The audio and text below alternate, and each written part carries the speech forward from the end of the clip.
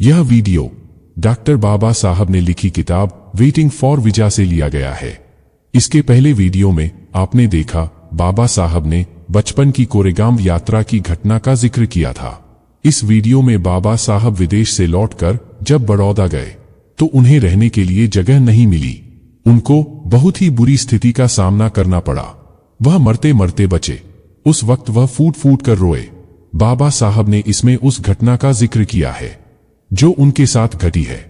बाबा साहब लिखते हैं, पश्चिम से मैं 1916 में भारत लौट आया। महाराजा बड़ौदा की बदौलत मैं अमेरिका उच्च शिक्षा प्राप्त करने गया। मैंने कोलंबिया विश्वविद्यालय न्यूयॉर्क में 1913 से 1917 तक पढ़ाई की। 1917 में मैं लंदन गया।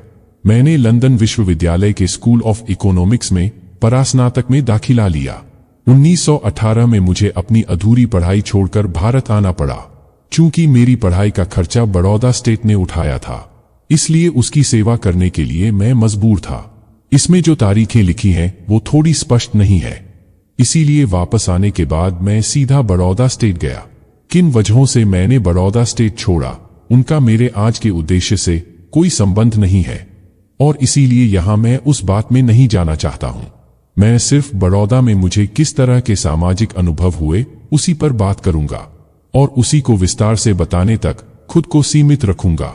यूरोप और अमेरिका में 5 साल के प्रवास ने मेरे भीतर से ये भाव मिटा दिया कि मैं अछूत हूं और यह कि भारत में अछूत कहीं भी जाता है तो वो खुद अपने और दूसरों के लिए समस्या होता है। जब मैं स्टेशन से बाहर आया तो मेरे दिमाग में अब एक ही सवाल हावी था कि मैं कहां जाऊं, मुझे कौन रखेगा। मैं बहुत गहराई तक परेशान था। हिंदू होटल जिन्हें विशिष्ट कहा जाता था, मैं पहले से ही जानता था वे मुझे नहीं रखेंगे। वहां रहने का एकमात्र तरीका था कि मैं झूठ बोलूं, लेकिन मैं इसके लिए तैयार नहीं था क्योंकि मैं अच्छे से जानता था कि अगर मेरा झूठ पकड़ा गया तो उसके क्या परिणाम होंगे। वो पहले से नियत थे। मेरे कुछ मित्र बड़ौदा के थे जो अमेरिका पढ़ाई करने गए थे। अगर मैं उनके यहां गया तो क्या वो मेरा स्वागत करेंगे। मैं खुद को आश्वस्त नहीं कर सका। हो सकता है कि एक अछूत को अपने घर में बुलाने पर वे शर्मिंदा महसूस करें। मैं थोड़ी देर तक की इसी पशोपेश में स्टेशन पर खड़ा रहा। फिर मुझे सूझा कि पता करूं कि कैंप में कोई जगह है। तब तक सारे यात्री जा चुके थे। मैं अकेले बच गया था। कुछ एक गाड़ी वाले जिन्हें अब तक कोई सवारी नहीं मिली थी, वो मुझे देख रहे थे और मेरा इंतजार कर रहे थे। मैंने उनमें से एक को बुलाया और पता किया कि क्या कैंप के पास कोई होटल है। उसने बताया कि एक पारसी सराय है और वो पैसा लेकर ठहरने देते हैं। पारसी लोगों द्वारा ठहरने की व्यवस्था होने की बात सुनकर मेरा मन खुश हो गया। पारसी जो राष्ट्रीय धर्म को मानने वाले लोग होते हैं, उनके धर्म में छुआछूत के लिए कोई जगह नहीं है, इसलिए उनके द्वारा अछूत होने का भेदभाव होने का कोई डर नहीं था। मैंने गाड़ी में अपना बैग रख दिया और ड्राइवर से पारसी सराय में ले चलने के लिए कह दिया। यह एक 2 मंजिला सराय थी। नीचे एक बुजुर्ग पारसी और उनका परिवार रहता था। वो ही इसकी देखरेख करते थे और जो लोग रुकने आते थे उनके खान पान की व्यवस्था करते थे। गाड़ी पहुंची। पारसी केयरटेकर ने मुझे ऊपर ले जाकर कमरा दिखाया। मैं ऊपर गया। इस बीच गाड़ीवान ने मेरा सामान लाकर रख दिया। मैंने उसको पैसे देकर विदा कर दिया। मैं प्रसन्न था कि मेरे ठहरने की समस्या का समाधान हो गया। मैं कपड़े खोल रहा था, थोड़ा सा आराम करना चाहता था। इसी बीच केयरटेकर एक किताब लेकर ऊपर आया। उसने जब मुझे देखा कि मैंने सदरी और धोती, जो कि खास पारसी लोगों के कपड़े पहनने का तरीका है, नहीं पहना है, तो उसने तीखी आवाज में मुझसे मेरी पहचान पूछी। मुझे मालूम नहीं था कि यह पारसी सराय सिर्फ पारसी समुदाय के लोगों के लिए थी। मैंने बता दिया कि मैं हिंदू हूं। वो अचंभित था और उसने सीधे कह दिया कि मैं वहां नहीं ठहर सकता। मैं सकते में आ गया और पूरी तरह शांत रहा। फिर वही सवाल मेरी ओर लौट आया कि कहाँ जाऊं। मैंने खुद को संभालते हुए कहा कि मैं भले ही हिंदू हूं, लेकिन अगर उन्हें कोई परेशानी नहीं है तो मुझे यहां ठहरने में कोई दिक्कत नहीं है। उसने जवाब दिया कि तुम यहां कैसे ठहर सकते हो। मुझे सराय में ठहरने वालों का ब्यौरा रजिस्टर में दर्ज करना पड़ता है। मुझे उनकी परेशानी समझ में आ रही थी। मैंने कहा कि मैं रजिस्टर में दर्ज करने के लिए कोई पारसी नाम रख सकता हूं। तुम्हें इसमें क्या दिक्कत है? अगर मुझे नहीं है तो तुम्हें कुछ नहीं खोना पड़ेगा। बल्कि तुम तो कुछ पैसे ही कमाओगे। मैं समझ रहा था कि वो पिघल रहा है। वैसे भी उसके पास बहुत समय से कोई यात्री नहीं आया था और वो थोड़ा कमाई का मौका नहीं छोड़ना चाहता था। वो इस शर्त पर तैयार हो गया कि मैं उसको 1.5 रुपए ठहरने और खाने का दूंगा और रजिस्टर में पारसी नाम लिखवाऊंगा। वो नीचे गया और मैंने राहत की सांस ली। समस्या का हल हो गया था। मैं बहुत खुश था। तब तक मैं यह नहीं जानता था कि मेरी यह खुशी कितनी क्षणिक है। लेकिन इससे पहले कि मैं इस सराय वाले किस्से का दुखद अंत बताऊं, उससे पहले मैं यह बताऊंगा कि इस छोटे से अंतराल के दौरान मैं वहां कैसे रहा। इस सराय की पहली मंजिल पर एक छोटा कमरा और उसी से जुड़ा हुआ स्नान घर था जिसमें नल लगा था। उसके अलावा एक बड़ा हॉल था।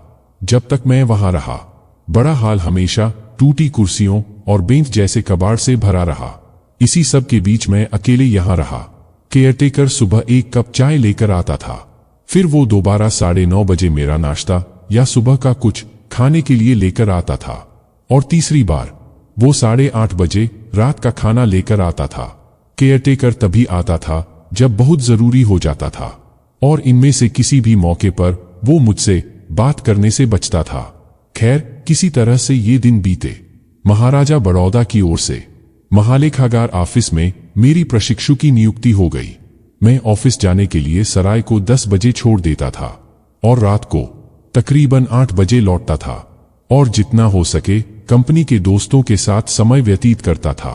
सराय में वापस लौट के रात बिताने का विचार ही मुझे डराने लगता था। मैं वहां सिर्फ इसलिए लौटता था क्योंकि इस आकाश तले मुझे कोई और ठौर नहीं था। ऊपर वाली मंजिल के बड़े कमरे में कोई भी दूसरा इंसान नहीं था जिससे मैं कुछ बात कर पाता।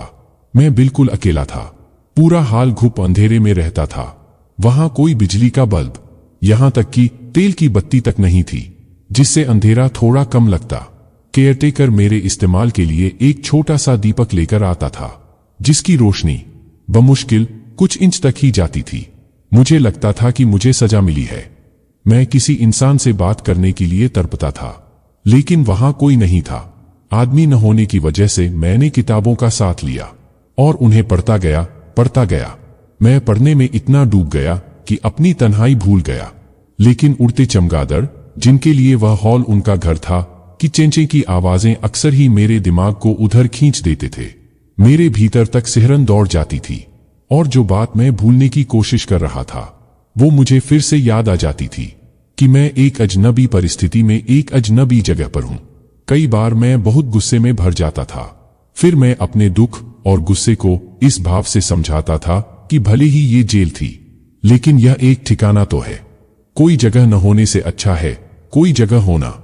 मेरी हालत इस कदर खराब थी कि जब मेरी बहन का बेटा बंबई से मेरा बचा हुआ सामान लेकर आया और उसने मेरी हालत देखी तो वह इतनी जोर जोर से रोने लगा कि मुझे तुरंत उसे वापस भेजना पड़ा। इस हालत में मैं पारसी सराय में एक पारसी बनकर रहा। मैं जानता था कि मैं यह नाटक ज्यादा दिन नहीं कर सकता और मुझे किसी दिन पहचान लिया जाएगा। इसलिए मैं सरकारी बंगला पाने की कोशिश कर रहा था। लेकिन प्रधानमंत्री ने मेरी याचिका पर उस गहराई से ध्यान नहीं दिया जैसी मुझे जरूरत थी। मेरी याचिका एक अफसर से दूसरे अफसर तक जाती रही। इससे पहले कि मुझे निश्चित उत्तर मिलता, मेरे लिए वह भयावह दिन आ गया। वो उस सराय में 11वां दिन था। मैंने सुबह का नाश्ता कर लिया था और तैयार हो गया था और कमरे से ऑफिस के लिए निकलने ही वाला था। दरअसल रात भर के लिए जो किताबें मैंने पुस्तकालय से उधार ली थी उनको उठा रहा था कि तभी मैंने सीढ़ी पर कई लोगों के आने की आवाजें सुनी। मुझे लगा कि यात्री ठहरने के लिए आए हैं और मैं उन मित्रों को देखने के लिए उठा। तभी मैंने दर्जनों गुस्से में भरे लंबे मजबूत पारसी लोगों को देखा। सबके हाथ में डंडे थे। वो मेरे कमरे की ओर आ रहे थे। मैंने समझ लिया कि ये यात्री नहीं है और इसका सबूत उन्होंने तुरंत दे भी दिया। वे सभी लोग मेरे कमरे में इकट्ठा हो गए और उन्होंने मेरे ऊपर सवालों की बौछार कर दी। कौन हो तुम? तुम यहां क्यों आए हो? बदमाश आदमी, तुमने पारसी सराय को गंदा कर दिया। मैं खामोश खड़ा रहा। मैं कोई उत्तर नहीं दे सका। मैं इस झूठ को ठीक नहीं कह सका। यह वास्तव में एक धोखा था और यह धोखा पकड़ा गया। मैं यह जानता था कि अगर मैं इस खेल को इस कट्टर पारसी भीड़ के आगे जारी रखता तो वे मेरी जान लेकर छोड़ते। मेरी चुप्पी और खामोशी ने मुझे इस अंजाम तक पहुंचने से बचा लिया। एक ने मुझसे कमरा कब खाली करूंगा पूछा। उस समय सराय के बदले मेरी जिंदगी दांव पर लगी थी। इस सवाल के साथ गंभीर धमकी छिपी थी। खैर, मैंने अपनी चुप्पी ये सोचते हुए तोड़ी कि एक हफ्ते में मंत्री मेरी बंगले की दरख्वास्त मंजूर कर लेगा और उनसे विनती की कि मुझे एक हफ्ता और रहने दो। लेकिन पारसी कुछ भी सुनने के लिए तैयार नहीं थे। उन्होंने अंतिम चेतावनी दी कि मैं उन्हें शाम तक सराय में नजर न आऊं, मुझे निकलना ही होगा। उन्होंने गंभीर परिणाम भुगतने के लिए तैयार रहने को कहा और चले गए। मुझे कुछ नहीं सूझ रहा था। मेरा दिल बैठ गया था। मैं बड़बड़ाता रहा और फूट फूट के रोया। अंततः मैं अपनी कीमती जगह, जी हां, मेरे रहने के ठिकाने से वंचित हो गया। वो जेलखाने से ज्यादा अच्छा नहीं था, लेकिन फिर भी वो मेरे लिए कीमती था। पारसियों के जाने के बाद मैं बैठकर किसी और रास्ते के बारे में सोचने लगा। मुझे उम्मीद थी कि जल्दी ही मुझे सरकारी बंगला मिल जाएगा और मेरी मुश्किलें दूर हो जाएगी। मेरी समस्याएं तात्कालिक थीं और दोस्तों के पास इसका कोई उपाय मिल सकता था। बड़ौदा में मेरा कोई अछूत मित्र नहीं था, लेकिन दूसरी जाति के मित्र थे। एक हिंदू था, दूसरा क्रिश्चियन था। पहले मैं अपने हिंदू मित्र के यहां गया और बताया कि मेरे ऊपर क्या मुसीबत आ पड़ी है। वह बहुत अच्छे दिल का था और मेरा बहुत करीबी दोस्त था। वह उदास और गुस्सा हुआ। फिर उसने एक बात की और इशारा किया कि अगर तुम मेरे घर आए तो मेरे नौकर चले जाएंगे।